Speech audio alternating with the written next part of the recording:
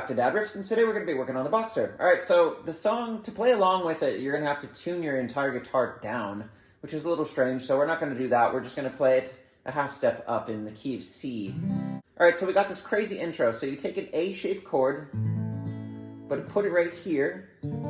Very strange.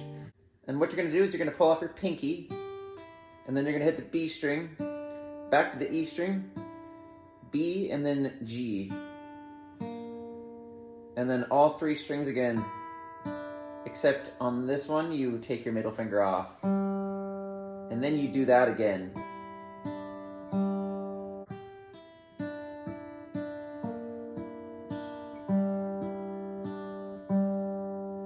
And then you have this. Pointer finger on the first fret of the B string, and then ring finger right there on the G string on the third fret, and you pull it off. So it goes, and then back to this note. And then you're going to start doing that C chord. The whole intro sounds like this.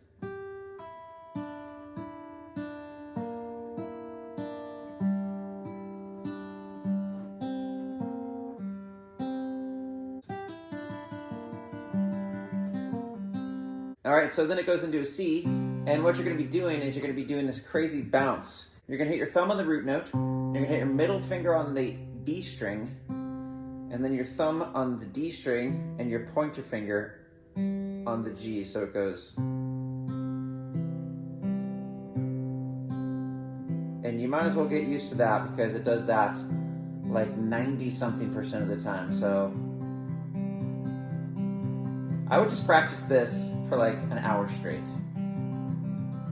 So now to make it more complicated, you can take that root note and actually drop it to a G and go back and forth, kind of like a little bass bounce there. So it would go.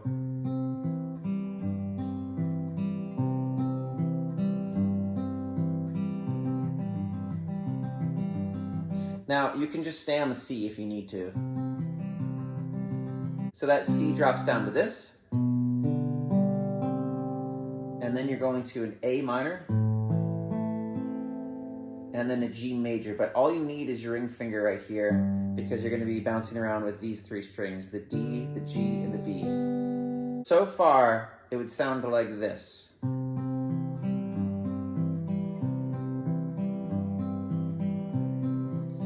then eventually you're going to walk that down, stay on the A twice, G 4 times, and now you're going to switch those 3 strings to the bottom 3, and you're going to put your pointer finger right here while your thumb is still bouncing on that root note. I've seen other people go like this. Instead, they'll throw that note in there, and then they'll throw this note in there, back down,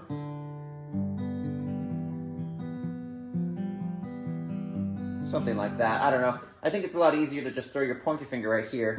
Either way, it's going to be a G7. And then you're going to go back to that C chord. Of course, you walk that back down to the A twice again, the G twice this time, and then you're going to go to an F. You don't need to do a full one. You could just go like this because you're going to be just using the middle strings. You're going to skip the bottom and the top E. Same pattern. You're going to do it 4 times. You can do some fancy stuff in there too if you want to. You can throw on a hammer on like that. You're going to go to C after that. And then G after that. Now I've seen people, instead of going to the C and then the G, they walk down like this to the G. So that little walk down is you hit the E string along with this root note of the C note, and then you're going to go right here with your pinky right here, and then open A, you got your pointer finger on the B string right there, and then you go to the G. You don't have to do that. You can just keep it simple and just be doing the bouncing chord. It's already difficult enough with the picking pattern. So anyways, you get to that G, and you go back to the F,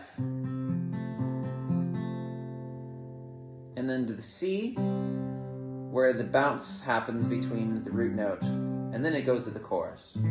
It's a little confusing. Without playing along to the song or without the singing, it's pretty easy to get lost. You got a lot of the same chords repeating, and you have that same picking pattern the whole time. You could tune your guitar down and play along with it, but I'm pretty sure they have 2 guitars or like a mandolin or something going on. There's a lot going on. This is the basic gist of it. Now that chorus is going to be in A minor.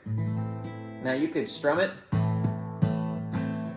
to E minor, back to A minor, and then you got that G major, or you could do a G7. Vocals would probably say go to a G7. And then back to the C. And they would start over again. Some people strum it. You could pick it, same pattern.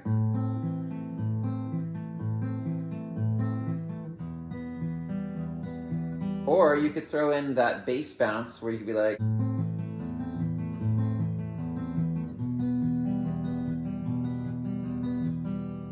But yes. Excellent vocal harmonies and melodies. Very interesting tune. Good luck, sir. Good luck.